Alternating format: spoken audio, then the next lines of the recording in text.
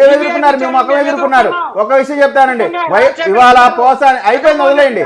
పోసాని కృష్ణమురళి చేసినటువంటి వ్యాఖ్యలకి వాస్తవంగా అయితే నిజంగా వాళ్ళ నాయకుడు ప్రజాస్వామ్యం మీద గౌరవం ఉన్న వ్యక్తి అయితే, లేదు స్త్రీల మీద కానీ పసిపిల్లల మీద కానీ గౌరవం ఉన్న వ్యక్తి అయితే పోసాని కృష్ణమురళిని ఇంటికి పిలిచి ఒంగోబెట్టి బెల్ట్ తో ఇరక్కొట్టాలండి.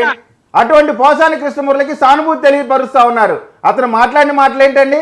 సభ్య సమాజంలో మనిషి అనేవాడు, అన్నం తినేవాడు ఎవరైనా సరే అంత భయంకరమైన మాటలు, తల్లి లేదు చెల్లి లేదు పిల్లలు లేకుండా అంత భయంకరమైన బూతులు తిడితే అతను వీళ్ళందరూ వెనకేసుకొస్తా ఉన్నారు. ఆడేదో పెద్ద స్వాతంత్ర సమరయోధుల్లాగా అతను బయటికి రాగానే అంబటి రాంబాబు, వైఎస్ఆర్ కాంగ్రెస్ పార్టీ నాయకులు అందరూ వెళ్ళి పూలదండలేసి ఆ స్వాతంత్ర సమరయోధుడు బయటకు వస్తున్నాడని చెప్పి చేసినట్టు వీళ్ళు చేసేటువంటి వికృత చేష్టలు చూస్తుంటే ప్రజలు ముఖం, మీరు ప్రజల్లోకి రావట్లేదు కాబట్టి సరిపోతుంది, ప్రజల్లోకి వస్తే ముఖం మీద ఉయ్యటానికి చెప్పుతో కొట్టడానికి సిద్ధంగా ఉన్నారు.